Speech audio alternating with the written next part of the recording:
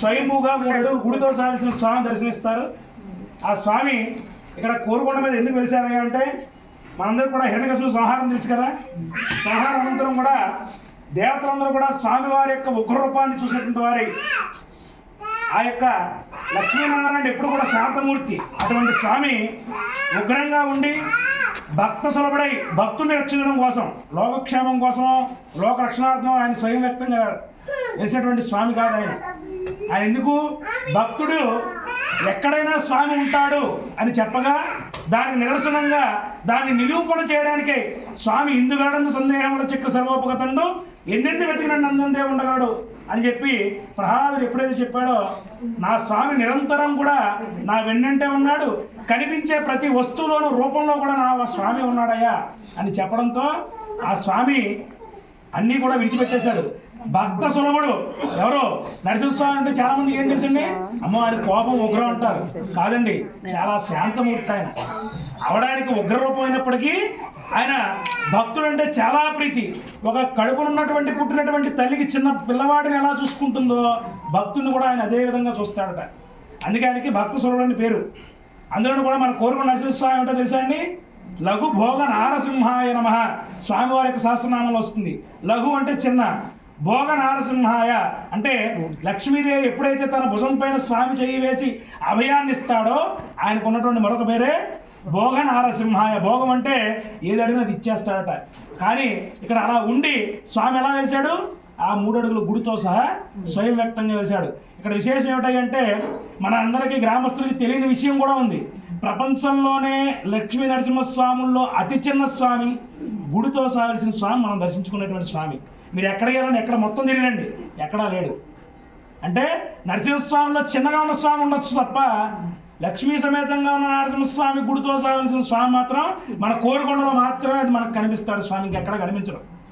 మరి స్వామివారి యొక్క ఆవిర్భావంలో దేవతలందరూ కూడా స్వామివారిని కళ్ళు మూస్తున్నా కళ్ళు తెరుస్తున్న ఈ రూపం తప్ప మాకేం కనిపించట్లేదయ్యా పరమాత్మ, కాబట్టి భక్త సులభుడైనటువంటి నీవు శాంతంగా మాకు దర్శన భాగ్యాన్ని కలగజేసి చెప్పగా ఇక్కడ స్వామి చెప్పింది అయ్యా ఏమిటయ్యా అంటే, నేను భూలోకం నందు ఈ కొండకున్నటువంటి పేర్లు ఏమిటయ్యా అంటే స్వర్ణగిరి, పారిజాతగిరి.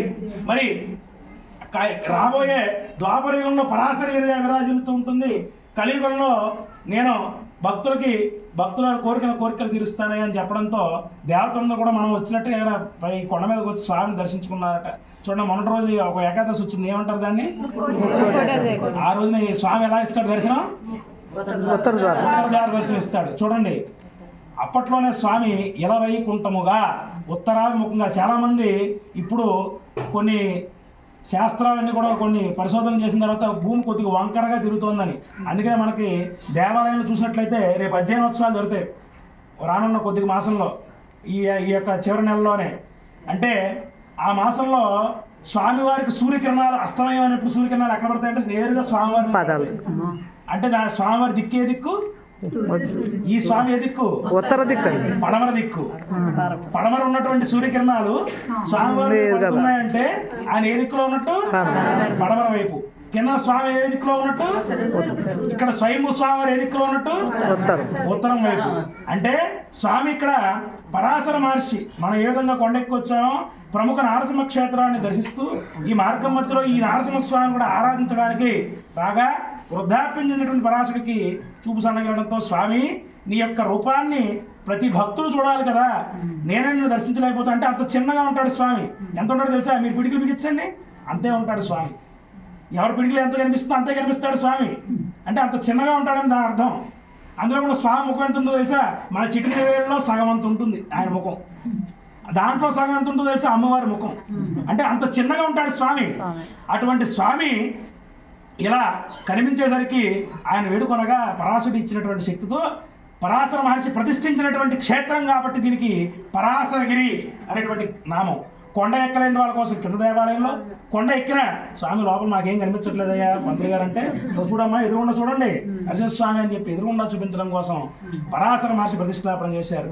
మనం చూస్తున్న ఈ దేవాలయాన్ని మనం చూస్తున్నాం కదా, పూర్వకాలంలో రెడ్డిరాజుల పరిపాలన ఈ మండపంలో ఉన్నారు ఇద్దరు కూడా సోదరులు, ద్వారపాలకు ఇరువైపులో కూడా వారి యొక్క పరిపాలన, వారి యొక్క స్వప్నంలో స్వామి కనిపించి నా దేవాలయం నిర్మించమని చెప్పగా ఇవాళ రోజు మన శరీరం బరువు మనం మోసుకోలేక ఆపసోపాలు పడుతూ ఇబ్బంది పడుతూ కొండ ఎక్కుతున్నాం.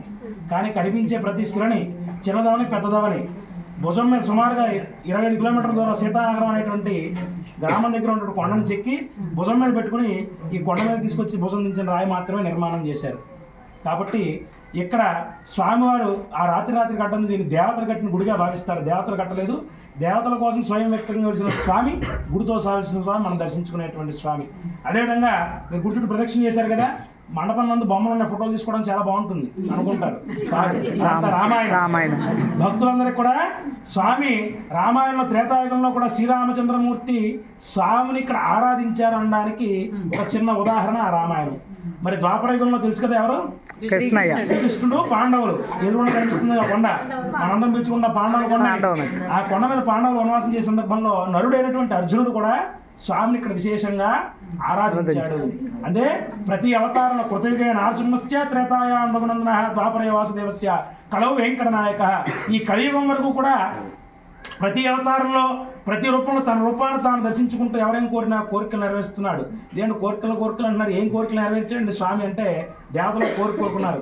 నిరంతరం నీ పాదాలను సేవించే అనుగ్రహాన్ని మాకు ప్రసాదించు, మాకు ఇదే ముక్తి. ఎందుకంటే ఉత్తర ద్వారం ఒకరోజు ఇస్తారు దర్శనం, కానీ ఇక్కడ 360 రోజులు నిత్యము కూడా స్వామి దర్శనం. అదే అంటే ఏమిటి? మోక్షాన్ని ఇవ్వడానికి ప్రసిద్ధం అనమాట స్వామి. అలా ఉన్నటువంటి నీ పాదాలను అర్చించే భాగ్యాన్ని మాకు ప్రసాదించు అని పంతులు గారు మీతో పాటు మేము కూడా ఎక్కాం. 9:30 ఎక్కారు, 10 తలుపులు తీశారు. నిత్యం ఇంతేనా పూజ? నిత్యం ఇంతే. మరి ఉదయం పూజ, సాయంకాలం సూర్యోదయానికి ముందు సూర్యాస్తమయంలో చేసే పూజ అర్చన ఎవరు చేస్తారు? దేవతలు వచ్చి పూజిస్తారు. అందుకనే స్వామివారికి కోరుకొండలో ఉదయం 9:30కి తీసి 12 గంటలు వేస్తాం. మరలా రేపు ఉదయం 9:30కే తలుపులు తీస్తాం. ఇదేంటంటే ఇంతే. దేవతార్చన కాదు, మనుషులు చేసేటువంటి అర్చన. స్వామివారికి మహానివేదన కాలంలో చేసేటువంటి అర్చకులు చేయడం జరుగుతుంది. 365 రోజుల్లో 355 రోజులు స్వామివారికి కొండ మీద దేవాలయం ఇదే టైమింగ్స్. ఒక 5 రోజులు అధ్యయనోత్సవాలు, ఒక 5 రోజులు స్వామివారి యొక్క తీర్థంలో మాత్రమే సాయంత్రం తలుపులు తీస్తాం. తీర్థంలో నిర్విరామంగా స్వామివారి దర్శనమిస్తాం. కాబట్టి స్వామి చెప్పిందల్లా ఒకటే, ఈ క్షేత్రంలో ఈ గిరిపై ఏ భక్తుడైనా కానీ నన్ను భక్తి శ్రద్ధలతో నన్ను చూస్తూ స్మరిస్తారో వారి యొక్క కోరికను అంటే సంకల్పాన్ని నెరవేరుస్తారు. సంకల్పం అంటే తెలుసుగా, ప్రతి మనిషికి మనసులో కోరిక అనేది సహజం. ఒకటి పుట్టిందనుకోండి పోదు, 2 వస్తూ ఉంటాయి.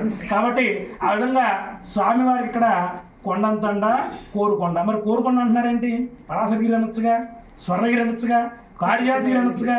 అంటే ఈ కొండని 8 దిక్కుల్లో ఏ దిక్కు నుంచి చూసినా కూడా ఒక ధాన్యాన్ని రాశిగా పోస్తే ఒక పర్వతంగా ఏర్పడి ఉంటుందో, ఆ చివరి కొన ఏదైతే ఉంటుందో అది స్వామివారి గుడితో సాగిన స్వామివారి యొక్క గర్భాలయంతో కూడినటువంటి స్వామి ఆ స్వామి.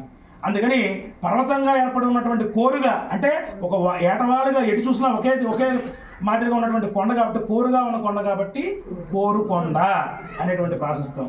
దీన్నే చాలామంది పూర్వం అడవిలో సంచరించేటువంటి కోయవాళ్ళు కానీ భక్తులు కానీ స్వామి ఎందులో వెలిశాడంటే వాళ్ళకి ఎలా చెప్పాలో తెలియక ధాన్యాన్ని కొలిసే కొంచెం ఎంత ఉంటుందో అంతే అంత ఉంటుంది స్వామివారి. అందుకని దాన్ని ఏమంటారు? కొంచెంలో వెలిశాడు స్వామి, కొంచెంలో వెలిశాడు స్వామి.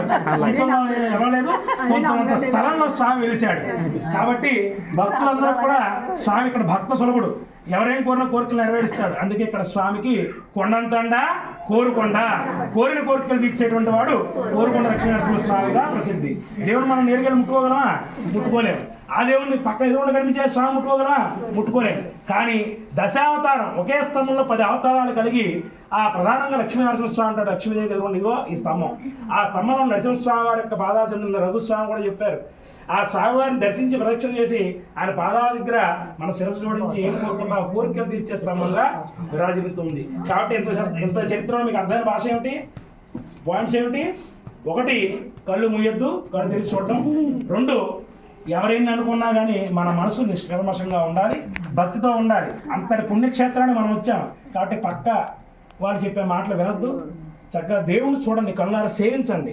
మరలా ఎక్కలేమో చూడలేము, చూస్తామో చూడలేమో తెలియదు. కాబట్టి ఎక్కినందుకు గాను భగవంతుడు మనకి చక్కటి అవకాశం ఇచ్చాడు. మీరు తీర్థంలోనో ఎప్పుడైనా వచ్చారనుకోండి నిజరూప దర్శనం ఉండదు, కానీ ఇప్పుడు మాత్రం ఈ రోజుల్లో మాత్రం నిజరూప దర్శనం ఉంటుంది. కాబట్టి ఆ దీపం వెలుగులోనే స్వామివారిని చూడండి, మీ మనసులో కోరిక స్వామికి చెప్పుకోండి.